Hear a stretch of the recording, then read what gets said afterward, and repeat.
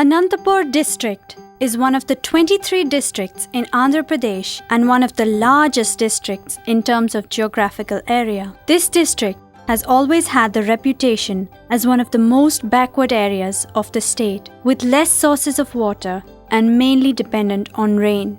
The lack of resources has driven the people to look for revenue-making options, forcing the community to deny education to their children and instead work as child labor in domestic, farm and industries. In spite of several government initiatives, there is a high rate of school dropouts and child labor, paving the way for low levels of literacy. Lack of proper education is directly linked to the higher rates of violence and faction fighting here in the villages.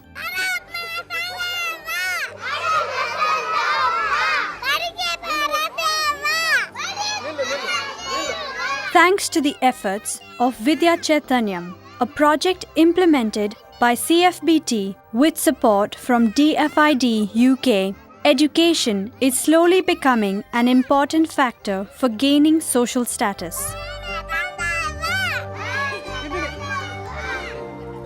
The raising of awareness about education through rallies, Kala Jatas and poster campaigns was a tremendous success.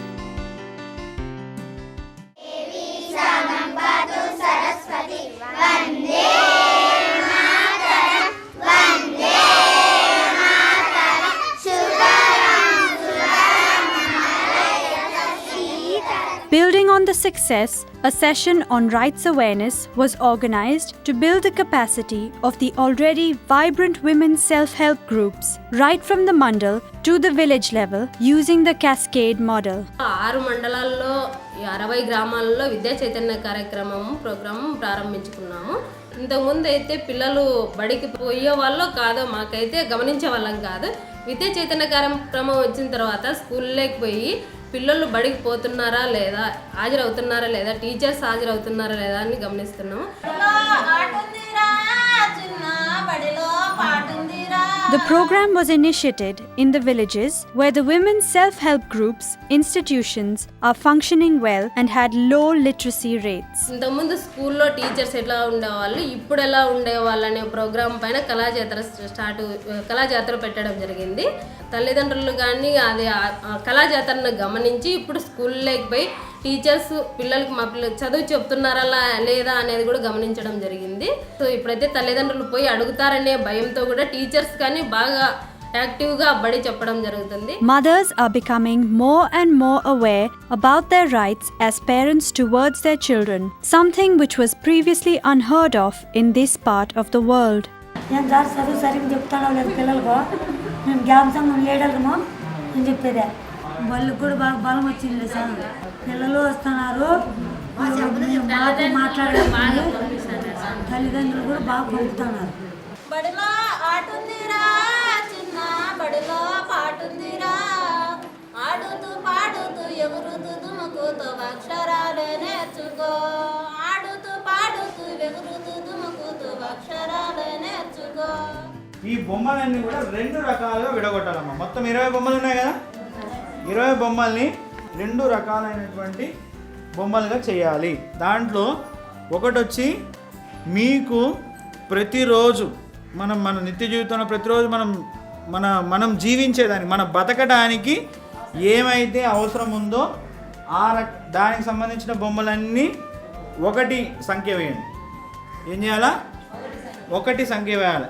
ఇప్పుడు 4-5 బొమ్మలు ఉన్నా కానీ 1 సంఖ్య వేయాలి. ఇప్పుడు ఉదాహరణకి ఈ బొమ్మ అవసరం అనుకుంటే ఈ బొమ్మకు 1, దాని తర్వాత ఇంకో ఈ బొమ్మ అవసరం అనుకుంటే ఈ బొమ్మకి 1 వేయాలి.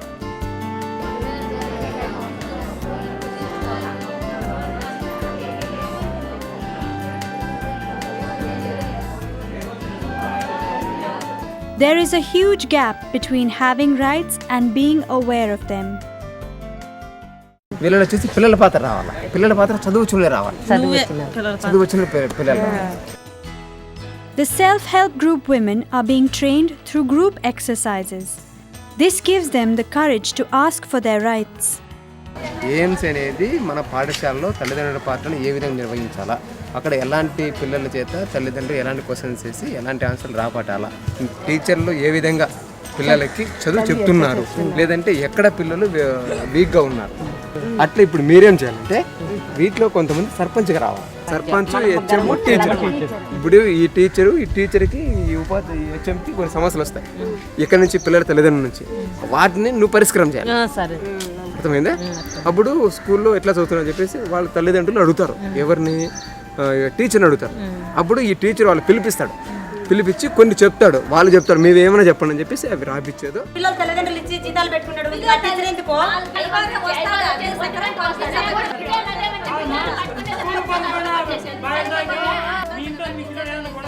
Now they can stand up on their own 2 feet. They are a happier lot, even though there are still miles to go. All is not easy when you ask for your rights.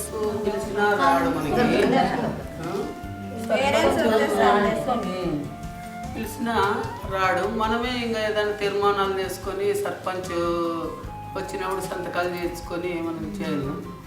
బాగా చదువుకుంటాను. ఈడే రెండు problem ఉంటే ఇప్పుడు మన తాల నుంచి మేము చెప్పిన నుంచి బాగా వస్తాను. వచ్చి చదువుతాను, టయానికి వస్తాను. In addition to the rights training, with a view to improving the quality of education, the Mandal Education Resource Centers were established in 6 mandals at the Mandal Mahila Samakhya's office. The self-help groups were trained on how to manage the resources, while the teachers were oriented on how to use them.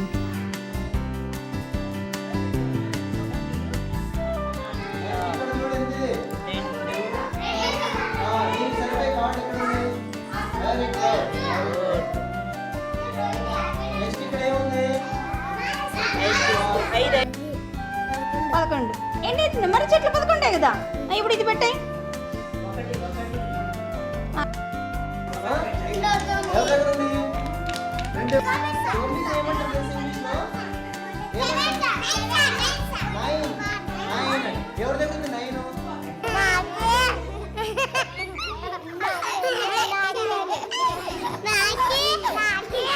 The Academic Monitoring Committee, formed by the women, visits the school and assesses the quality of education their children are getting.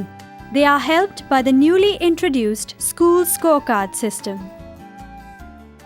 కొత్త నమోదుల సంఖ్య అంటే కొత్త వాళ్ళు ఎవరైనా కొత్త పిల్లలు నా 3 పిల్లలు 1వ తరగతిలో చేరారు. వాళ్ళు వదిలేసిన వాళ్ళు ఒక 5 మంది 6 మంది పిల్లలు. 1వ మైదాయి ఏదప్పా పలకలు అనే దాంట్లో ఆ మైదాయిలో గేమ్ చెప్పమ్మా. ఈ బొమ్మలో ఏమేమి ఉన్నాయమ్మా? చెట్టు పైన ఇంకేమున్నాయి? ఏం కనిపిస్తున్నాయి? అనపాకాయ అలికి పూసింది, మునగాకాయ ముగ్గులు పెట్టింది, పాలకూర పందిరి వేసింది, అరటికాయ అన్నం పెట్టింది, బంగాళదుంప బజ్జిని వేసింది, తమలపాకు తాంబూలమిచ్చింది, జామకాయ జడలు వేసింది, పనస పండు పూలు పెట్టింది, బత్తాయి. This demonstrates how the women from those villages became equipped with all the required skills for assessing the quality of education in schools. Toilet नहीं, बाथरूम्स नहीं, बच्चों को बाहर जाना हो तो झाड़ा में जाना है, वैसा वहाँ को बच्चों को वहाँ बरसात आए तो बरसात अभी गलीज में जाना पड़ता है. नीट क्या नहीं है गलीज, वो एक प्रॉब्लम है. टीचर्स 4 जने हैं अपने यहाँ के स्कूल में. बच्चों को 100 बच्चे पर 4 जने टीचर हैं. एब्सेंट हुए तो उनसे भी अर्जेंट होते थे उनके सब ने भी. टॉयलेट नहीं है, बाथरूम में टॉयलेट नहीं है, क्लीन सब भी है. बाथरूम कंपाउंड बनाती है. ये विद्या चेतना मास टाइम से क्या हम लोग को अच्छा स्कूल में बच्चों को टीचर ने इस टाइम टीचर अच्छा है, नीट आने पकवान फूड गिट सब भी अच्छा है.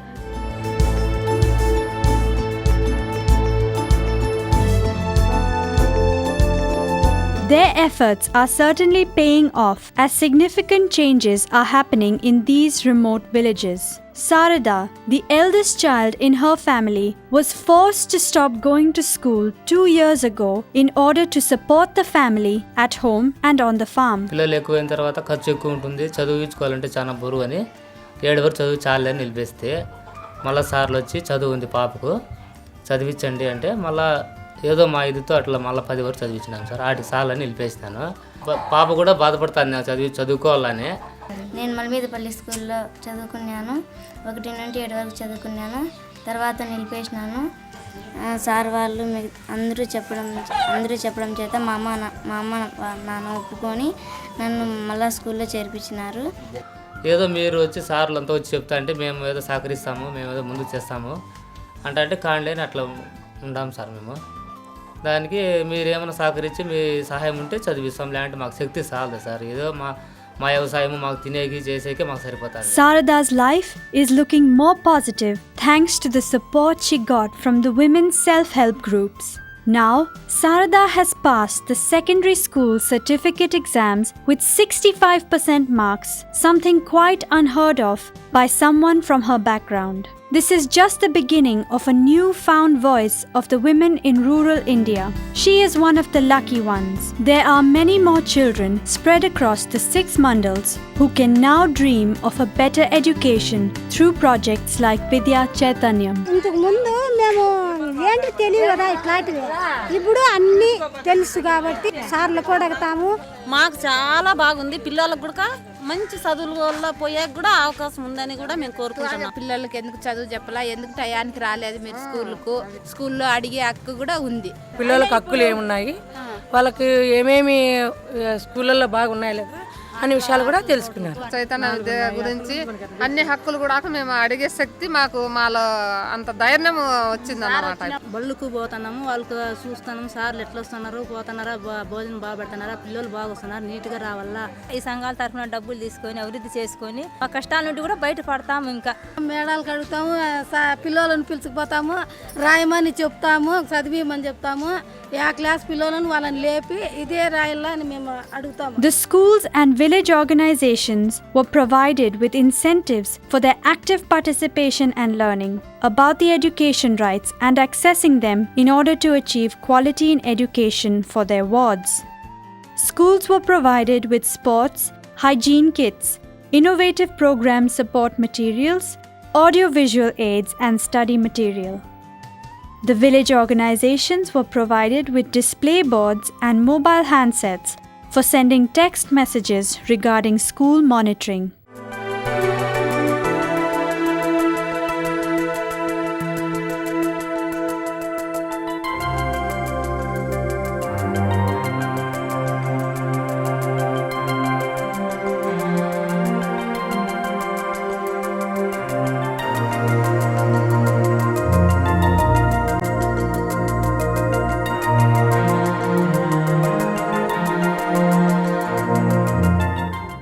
CFBT